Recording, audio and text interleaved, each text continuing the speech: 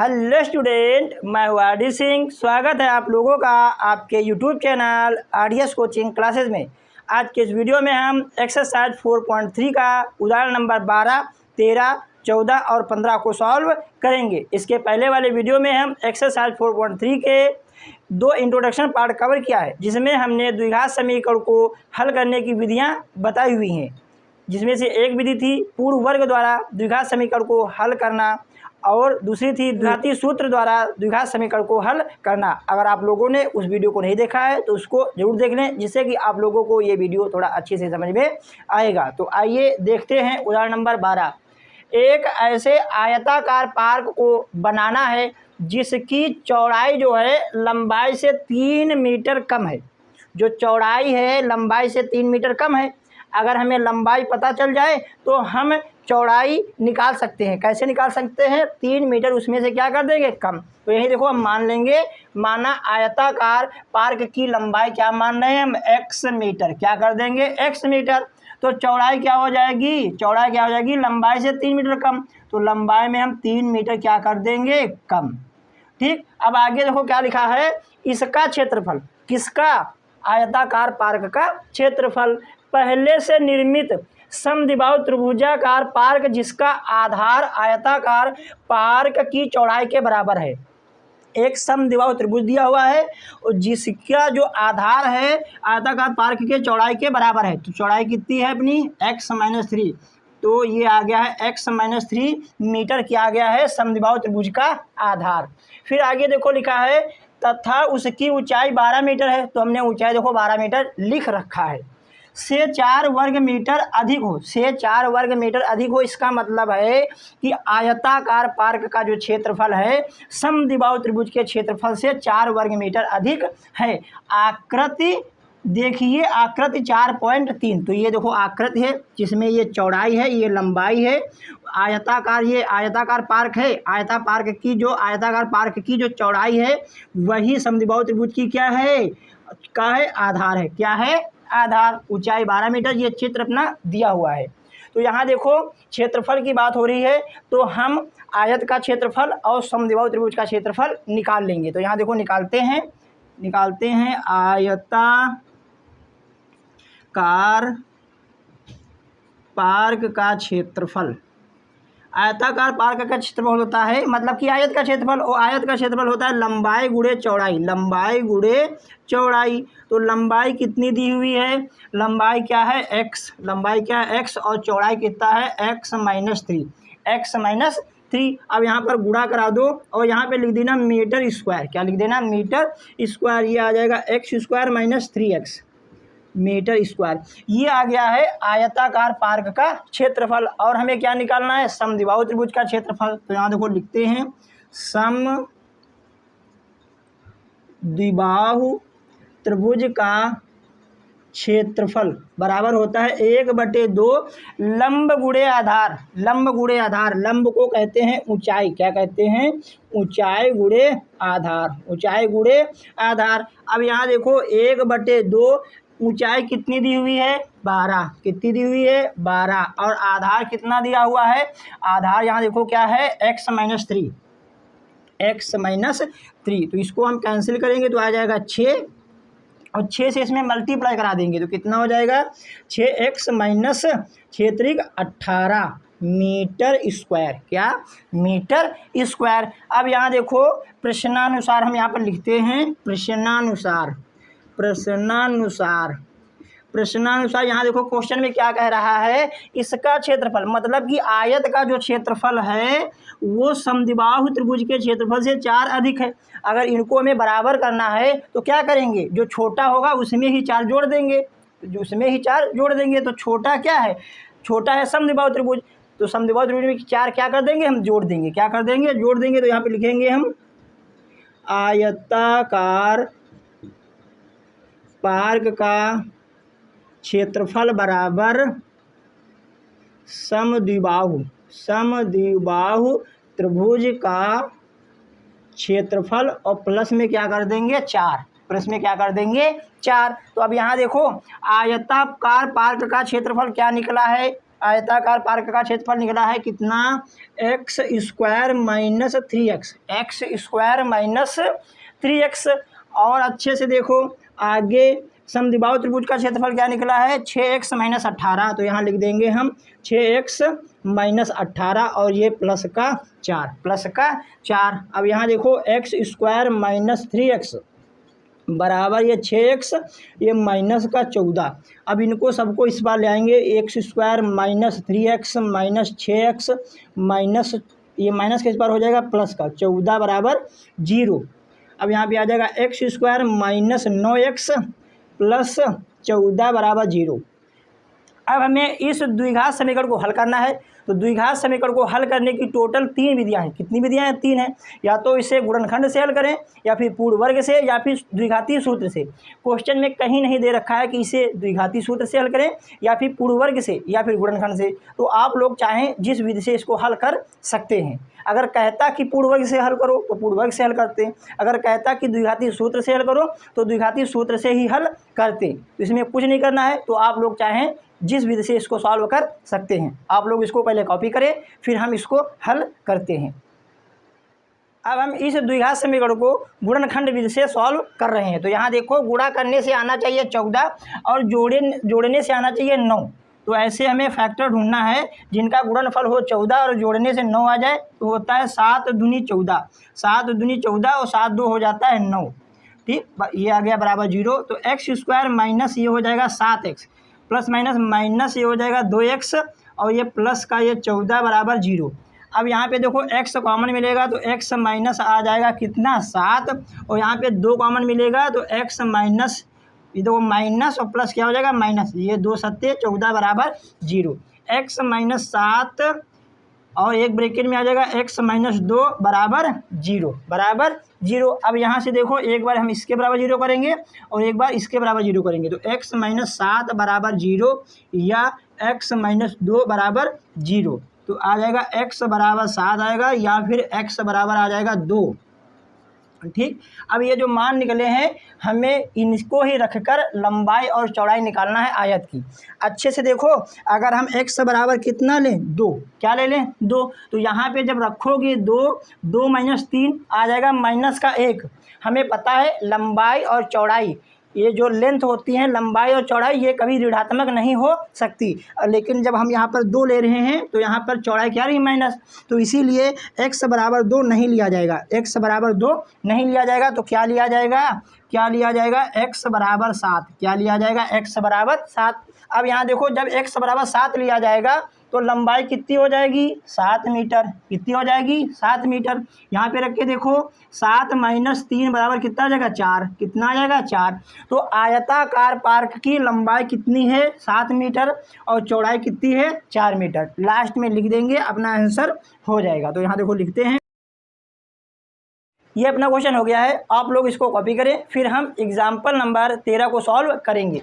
और इसको नहीं करना है, ये हमने आपको समझाया है। ठीक है, कॉपी कर लें।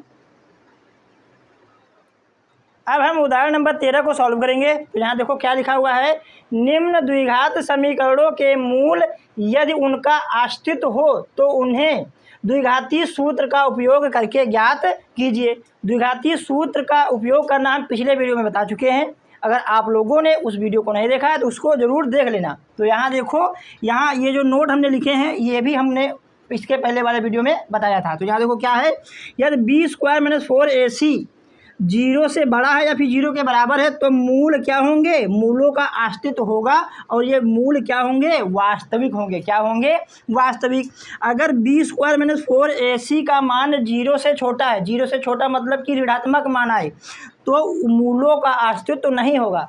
जब मूलों का अस्तित्व नहीं होगा तो मूल काल्पनिक होते हैं। क्या होते हैं, काल्पनिक, या फिर लिख सकते हैं वास्तविक नहीं। तो यहाँ देखो सबसे पहले हम यही चेक करेंगे कि मूलों का अस्तित्व है या फिर नहीं। तो हमें पहले चेक करना पड़ेगा कि बी स्क्वायर माइनस 4ac का मान 0 के बराबर है या फिर 0 से बड़ा या फिर 0 से छोटा। तो यही देखो चेक करेंगे तो यहाँ देखो, यहाँ a बराबर आ जाएगा 3, a बराबर आ जाएगा 3। a होता है x स्क्वायर का गुणांक और b होता है x का गुणांक। x का गुणांक कितना है -5 और c होता है अचर पद। अचर पद कितना है 2।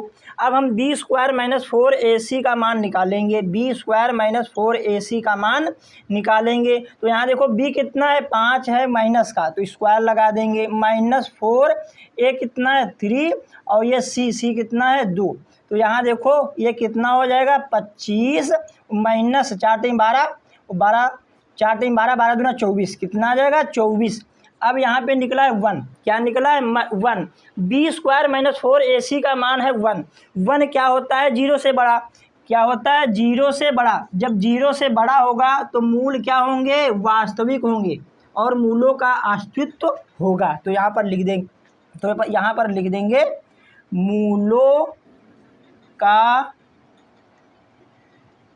अस्तित्व है, मूलों का अस्तित्व है। यदि मूलों का अस्तित्व होगा तो इसे द्विघाती सूत्र से हल करेंगे। तो यहाँ पर हम द्विघाती सूत्र लिखते हैं x बराबर -b plus minus √b square -4ac upon 2a। तो यहाँ अच्छे से देखो x बराबर -b का मान कितना है -5, कितना है -5 प्लस माइनस अंडर में b स्क्वायर -4ac। यहाँ देखो b स्क्वायर -4ac को जब हमने सॉल्व किया है तो कितना है 1। तो यहाँ पे सीधे सीधे क्या लिख देंगे 1 अपॉन में आ जाएगा 2 इंटू a का मान कितना है 3, a का मान कितना है 3। अब यहाँ से देखो x बराबर आ जाएगा माइनस माइनस हो जाएगा +5 प्लस माइनस ये आ जाएगा 1, क्योंकि 1 का वर्गमूल होता है 1 अपॉन में हो जाएगा 6, अपॉन में कितना हो जाएगा 6। अब यहाँ पर दो चिन्ह हैं, बीच में प्लस भी है और माइनस भी है, तो एक बार हम प्लस लेंगे और एक बार माइनस। तो यहाँ देखो x बराबर 5 + 1/6, ये हमने धनात्मक चिन्ह लिया और एक बार क्या ले लेंगे ऋणात्मक चिन्ह। तो x बराबर 5 माइनस यहाँ पे क्या हो जाएगा, यहाँ देखो प्लस एक बार लिया, एक बार क्या ले लेंगे माइनस, बटे में 6। तो यहाँ देखो x बराबर आ जाएगा 6/6 और यहाँ पर आ जाएगा x बराबर यहाँ पे आ जाएगा 4/6। तो यहाँ काट देंगे 2 दूना 4, 2 तिहाई 6 और ये 6 का नम 6, 6 का नम 6। तो आ जाता है यहाँ पर x बराबर 1 और x बराबर कितना आ जाएगा 2/3। ये अपने मूल निकल आए हैं। क्या निकल आए हैं मूल, जो x के मान होते हैं उन्हीं को क्या कहते हैं मूल। अब हम उदाहरण नंबर 13 के सेकेंड पार्ट को सॉल्व करेंगे। तो पहले हम चेक करेंगे कि इसका अस्तित्व है या फिर नहीं। तो देखो सबसे पहले यहाँ देखो a बराबर कितना निकलता है, a होता है x स्क्वायर का गुणांक, कितना है यहाँ पे 1। फिर b लिखेंगे, b होता है x का गुणांक, b कितना है 4 और c होता है अचर पद। अब हम b स्क्वायर -4ac का मान निकालेंगे। तो यहाँ देखो अच्छे से b कितना है 4, तो 4 का स्क्वायर करेंगे -4a, a है 1 और c कितना है 5, कितना है 5। अब यहाँ देखो ये 4 का स्क्वायर होता है कितना 16 - 4 × 5 = 20। अब हम 20 से 16 घटाएंगे तो आ जाएगा -4। जो -4 ये आया है, जो -4 है वो 0 से छोटा होता है।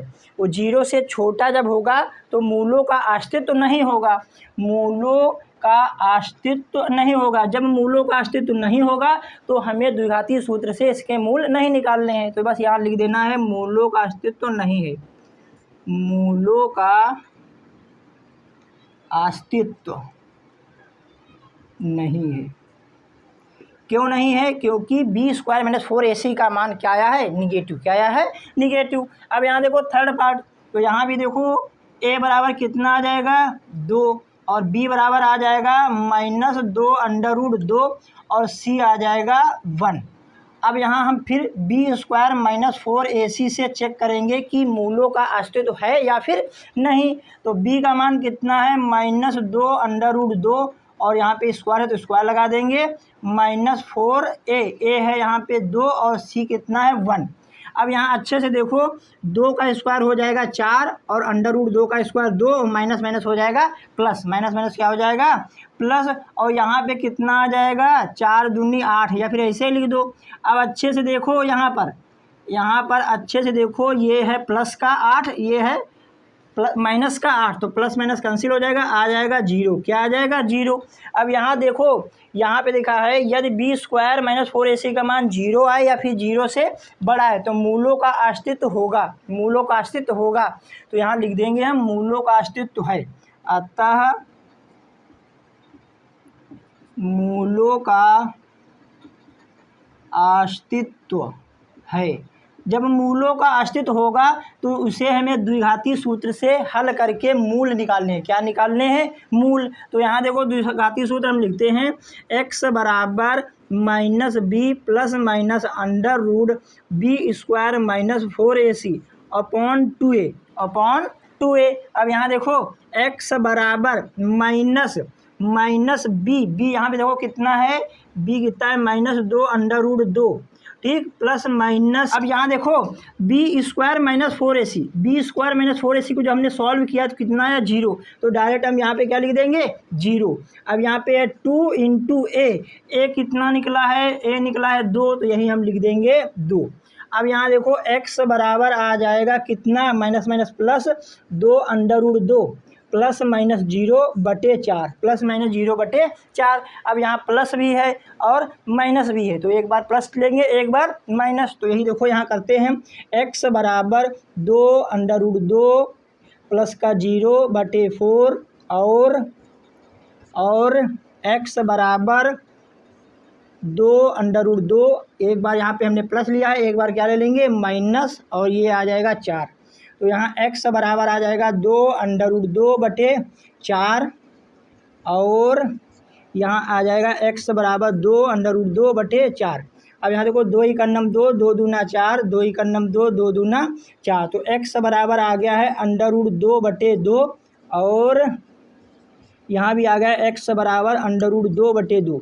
ये अपने मूल निकल आए हैं, जो x का मान होता है वही मूल होता है। और यहाँ पर एक बात अच्छे से देखो, दोनों मूल क्या निकले हैं, समान, दोनों मूल क्या निकले हैं, समान। इससे यहाँ पर एक बात पता चलती है, यदि b स्क्वायर माइनस 4ac का मान निकल आएगा कितना 0, तो जो मूल निकलेंगे समान निकलेंगे। क्या निकलेंगे? समान।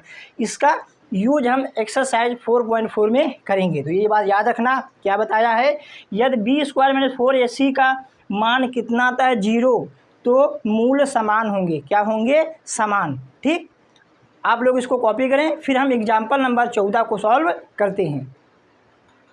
अब हम उदाहरण नंबर 14 को सॉल्व करेंगे। तो यहाँ देखो क्या लिखा है, निम्न समीकरणों के मूल ज्ञात कीजिए। हमें क्या करना है, मूल निकालना है। तो यहाँ देखो निकालते हैं, ये है अपना क्वेश्चन, इसको हम यहाँ पर सॉल्व करेंगे। तो इसको हम लिख लेते हैं x प्लस 1/x बराबर 3। यहाँ पे जो x है 0 के बराबर नहीं है। अब यहाँ अच्छे से देखो, इस वाले x के अपन में कुछ भी नहीं है। अब 1 और x का एलसीएम लेंगे तो आ जाएगा x, और यहाँ इसको सॉल्व करेंगे तो आ जाएगा x स्क्वायर प्लस 1 बराबर 3। अब यहाँ देखो ये जो x है बटे में उस पर हो जाएगा गुणे में, तो x स्क्वायर प्लस 1 बराबर हो जाएगा 3x। इसको इस पार ले आएंगे तो हो जाएगा माइनस का 3x प्लस 1 बराबर 0।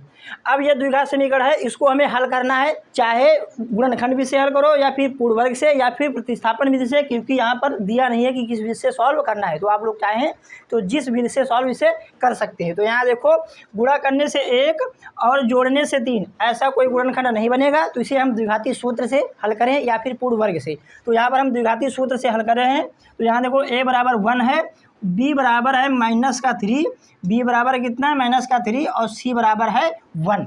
अब द्विघाती सूत्र आप लोगों को पता ही होगा, ये होता है -b plus minus under root में b square minus 4ac upon 2a। अब यहाँ देखो x बराबर माइनस b कितना है -3 plus minus under root b square minus 4ac, a है 1 c भी है 1 अपॉन 2a की वैल्यू भी कितनी है 1। अब यहाँ देखो x बराबर आ जाएगा ये 3 और यहाँ प्लस माइनस ये हो जाएगा 3 का स्क्वायर 9 और ये हो जाएगा माइनस का 4 अपॉन 2। तो यहाँ पर x बराबर आ जाएगा कितना 3 प्लस माइनस ये बच जाएगा अंडर रूट 5/2 5/2। अब यहाँ 5 का वर्गमूल नहीं होता है तो इसको हम यहीं पर छोड़ देंगे, इसको यहीं पर हम छोड़ देंगे। ये अपने मूल आ गए हैं। इसको ज़्यादा से ज़्यादा आप लोग क्या कर सकते हैं, एक बार धनात्मक चिन्ह ले लो, एक बार ऋणात्मक चिन्ह। तो क्या आ जाएगा, यहाँ पर हम देखो लिखते हैं, एक बार धनात्मक चिन्ह लेंगे तो x बराबर आ जाएगा ये 3 प्लस √5/2। और जब हम ऋणात्मक चिन्ह लेंगे तो यहाँ पे देखो, जहाँ पे प्लस है वहाँ पे क्या हो जाएगा, माइनस। तो आ जाएगा x बराबर 3 माइनस √5/2। ये अपने x के मान निकल आए हैं, यही होते हैं द्विघात समीकरण के मूल। अब हम सेकंड पार्ट को सॉल्व करेंगे। तो यहाँ भी पहले हम एलसीएम लेंगे, x और x-2 का एलसीएम लेंगे। उससे पहले इसको हम यहाँ पर लिख लेते हैं क्वेश्चन को, तब एलसीएम लेंगे। ठीक, तो यहाँ देखो, आइए लिख लिया है क्वेश्चन, x-1/x-2 बराबर 3। अब इसका एलसीएम लेंगे तो आ जाएगा x-2, और इसको फिर हम सॉल्व करेंगे तो यहाँ आ जाएगा x-2, और ये आ जाएगा माइनस का x बराबर 3। x से x हो जाएगा कैंसिल, यहाँ पर बच रहा है माइनस का 2, और यहाँ पे हम मल्टीप्लाई करा देंगे तो आ जाएगा x² - 2x बराबर 3।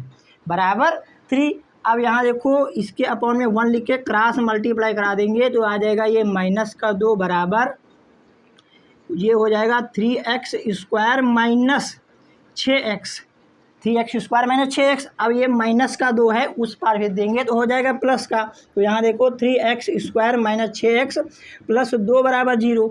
अब गुणा करने से 6 और जोड़ने से भी 6, ऐसा कोई पहाड़ा होता है जो गुणा कर दे तो 6, अगर जोड़ दे तो 6 आ जाए, तो ऐसा मिलेगा नहीं। तो हम इसको भी द्विघाती सूत्र से ही सॉल्व करेंगे। तो यहाँ देखो, a बराबर आ जाएगा 3 और b बराबर आ जाएगा माइनस का 6, c बराबर आ जाएगा 2। तो यहाँ देखो, द्विघाती सूत्र x बराबर होता है -b plus minus √b² - 4ac/2a। अब ए बी सी की हम वैल्यू यहाँ पर रखेंगे। बी है माइनस का 6, तो ये माइनस का 6 प्लस माइनस √b², बी है कितना, माइनस का 6, स्क्वायर लगा दिया, माइनस 4ac, 4a कितना है 3, और c कितना है 2, अपॉन 2a, a की वैल्यू यहाँ पे कितना है 3, a की वैल्यू कितनी है 3। अब यहाँ देखो, इसको हम आगे सॉल्व करते हैं। तो यहाँ देखो, x बराबर कितना आ जाएगा, माइनस हो जाएगा प्लस के 6, माइनस कितना हो जाएगा, प्लस के 6 प्लस माइनस अंडर रूट 6 का स्क्वायर होता है 36, 6 का स्क्वायर कितना हो जाता है 36, और ये माइनस चाहते हैं 12 दूना 24, 12 दूना 24/6, बटे में कितना है 6। तो x बराबर आ जाएगा ये 6 प्लस माइनस, अब हम 36 से 24 को घटा देंगे तो कितना बच जाएगा 12, कितना बच जाएगा 12, बटे में आ जाएगा 6, बटे में कितना आ जाएगा 6 बराबर x प्लस माइनस, इसको हम लिख देंगे 12 को 4 × 2/6, x बराबर 6 प्लस माइनस 4 का होता है वर्गमूल 2, तो ये आ जाएगा बाहर, तो ये इतना बच जाएगा। ठीक, अब यहाँ पर एक बार हम धनात्मक चिन्ह लेंगे, एक बार ऋणात्मक चिन्ह। उससे पहले यहाँ पे देखो 2 कॉमन मिल रहा है, तो कॉमन हम यहाँ पर ले लेते हैं। तो 2 कॉमन लेते हैं तो यहाँ पे आएगा 2 × 6 प्लस माइनस √2 बटे में 6, 2 × 2 2 × 6। तो x बराबर आ गया है यहाँ पे 3 प्लस माइनस √2 बटे 3। अब यहाँ पर एक बार हम धनात्मक चिन्ह लेंगे, एक बार ऋणात्मक चिन्ह लेंगे। तो यहाँ देखो, x बराबर आ जाएगा 3 प्लस √2 बटे 3, ये हमने लिया है धनात्मक चिन्ह। और अब यहाँ देखो, x बराबर आ जाएगा 3 माइनस √2 बटे 3। अब अच्छे से देखो, यहाँ पे प्लस माइनस था तो एक बार हमने प्लस लिया और एक बार माइनस। ठीक, ये अपने मूल निकल आए हैं। ठीक, ये अपना उदाहरण नंबर 14 कंप्लीट होता है। आप लोग इसको कॉपी करें, फिर हम उदाहरण नंबर 15 को सॉल्व करेंगे। अब हम उदाहरण नंबर 15 को सॉल्व करेंगे, जो कि इस एक्सरसाइज का लास्ट उदाहरण है। तो यहाँ देखो क्या लिखा है, एक मोटर बोट जिसकी स्थिर जल में चाल 18 किलोमीटर है, 24 किलोमीटर धारा के प्रतिकूल जाने में, वही अनुकूल जाने में। इसका मतलब है कि धारा के प्रतिकूल तय की गई दूरी और धारा के अनुकूल तय की गई दूरी क्या है, बराबर। ये देखो हमने यहाँ पे लिखा है। ठीक, वही दूरी धारा के अनुकूल जाने की अपेक्षा 1 घंटा अधिक लेती है। धारा की चाल ज्ञात कीजिए। जो हमें ज्ञात करना है वही मानते हैं। तो हमने देखो माना है धारा की चाल x किलोमीटर। स्थिर जल में बोट की चाल ये देखो दे रखी है 18 किलोमीटर। अब यहाँ देखो धारा के प्रतिकूल तय दूरी और धारा के अनुकूल तय की गई दूरी बराबर है। कितना दिया हुआ है? 24। ये देखो क्वेश्चन में 24 दिया हुआ है। अब हम निकालेंगे धारा के प्रतिकूल बोट की चाल और धारा के अनुकूल बोट की चाल। अगर धारा के प्रतिकूल बोट की चाल निकालना है तो हम क्या करेंगे? स्थिर जल में बोट की चाल से, स्थिर जल की बोट की चाल से धारा की चाल घटा देंगे। धारा की चाल क्या कर देंगे? घटा देंगे। तो हमें पता चल जाएगी धारा के प्रतिकूल बोट की चाल। अगर हमें धारा के अनुकूल बोट की चाल निकालना है तो हम क्या करेंगे? स्थिर जल में बोट की चाल जो है उसमें हम धारा की चाल जोड़ देंगे, उसमें धारा की चाल जोड़ देंगे तो हमें पता चल जाएगी धारा के अनुकूल बोट की चाल। ये हमने चैप्टर 3 में आप लोगों को बता रखा है। ठीक, तो यहाँ देखो प्रश्नानुसार। अब यहाँ प्रश्न क्या कह रहा है अच्छे से देखो। यहाँ से लिखा है 24 किलोमीटर धारा के प्रतिकूल जाने में वही दूरी धारा के अनुकूल जाने की अपेक्षा 1 घंटा अधिक लगता है। इसका मतलब है अगर धारा के प्रतिकूल 24 किलोमीटर जाओगे जितना समय लगेगा, ठीक, और धारा के अनुकूल उसी दूरी को जाने में जितना समय लगेगा तो प्रतिकूल वाला जो समय होगा वो 1 घंटा अधिक लेगा, 1 घंटा अधिक लेगा। तो हम दोनों का पहले समय निकालेंगे। क्या निकालेंगे? समय। तो यहाँ देखो लिखेंगे हम धारा के प्रतिकूल लिया गया समय यहाँ हम t1 मान लेते हैं। समय बराबर होता है दूरी बटे चाल। तो यहाँ लिख देते हैं फार्मूला, समय बराबर दूरी बटे चाल। अब यहाँ हम निकालें प्रतिकूल समय, ठीक, तो हम प्रतिकूल दूरी और प्रतिकूल चाल लिखेंगे। तो यहाँ देखो प्रतिकूल दूरी कितनी दी हुई है? धारा के अनुकूल और प्रतिकूल दूरी सेम है। कितना है? 24। कितना है? 24 किलोमीटर। और चाल, तो धारा के प्रतिकूल चाल कहाँ है? ये है 18 माइनस एक्स, ये आ गया है घंटा। अब हम निकालेंगे धारा के अनुकूल। क्या निकालेंगे? धारा के अनुकूल लिया गया समय।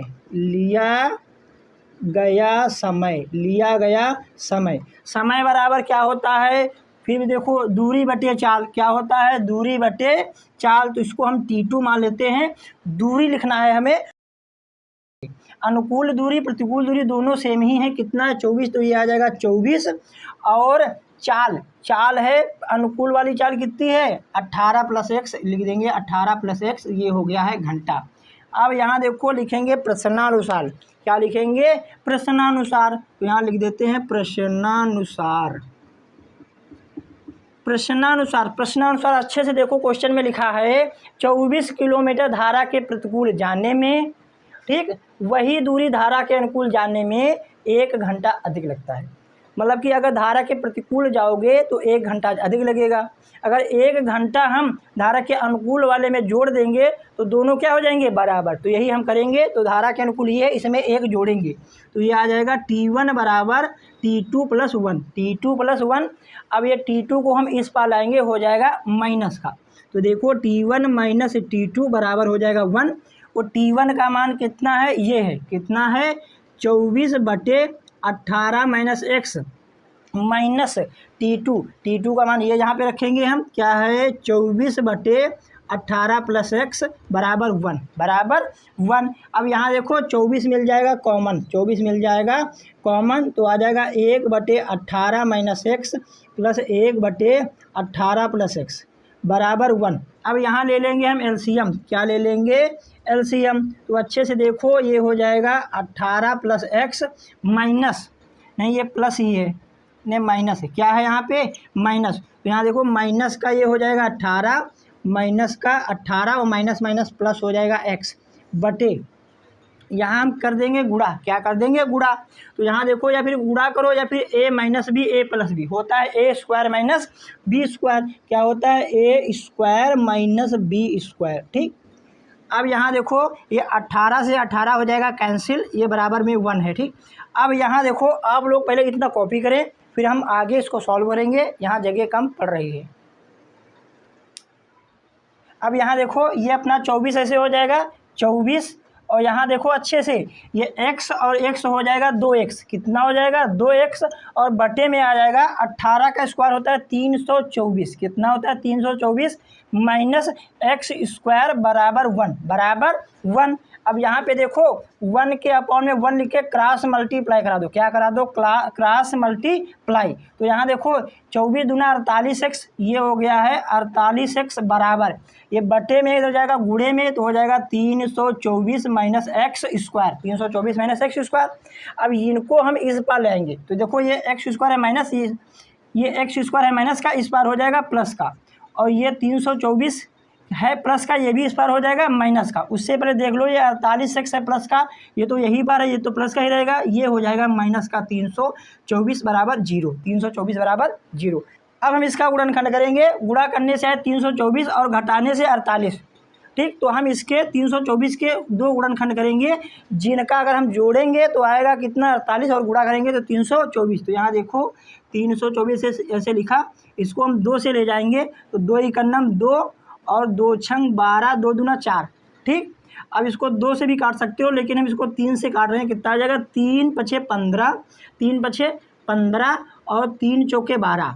अब ये हो जाएगा कितना 6 और ये 54, अगर 6 का 54 से मल्टीप्लाई कराएंगे तो आ जाएगा 324, कितना 324, और 54 में जब हम 6 जोड़ेंगे, नहीं 54 से जब हम 6 घटाएंगे, तो 54 से जब हम 6 घटाएंगे तो कितना बचेगा 48, कितना बचेगा 48, घटा के आप लोग देख भी सकते हैं 48 ही आएगा। तो देखो एक्स स्क्वायर प्लस, तो यहाँ देखो ये हो जाएगा 54 माइनस 6 और ये वाला x माइनस 324 बराबर 0।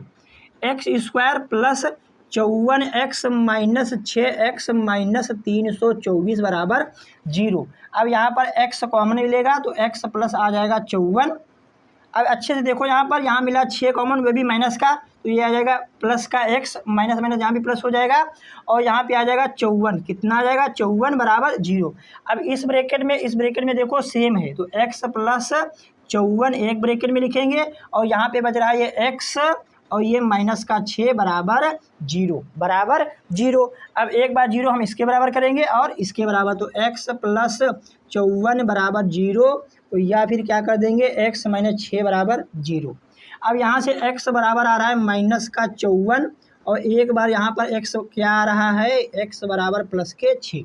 हमने x माना है धारा की चाल, जो चाल है कभी भी निगेटिव नहीं हो सकती है, मतलब कि ऋणात्मक नहीं हो सकती है, जबकि यहाँ पर क्या आ गया माइनस, तो ये माइनस वाला नहीं लिया जाएगा, क्योंकि चाल ऋणात्मक नहीं हो सकती है। तो ये चाल अपनी क्या आ जाएगी x बराबर कितना आएगा 6।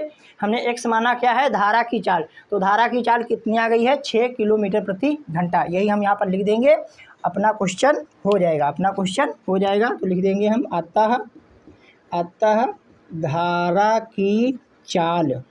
की चाल बराबर 6 किलोमीटर प्रति घंटा। ये अपना क्वेश्चन हो गया है, ठीक। इसको नहीं करना है, ये अपना रफ वर्क था, आप लोग इसको कॉपी करें।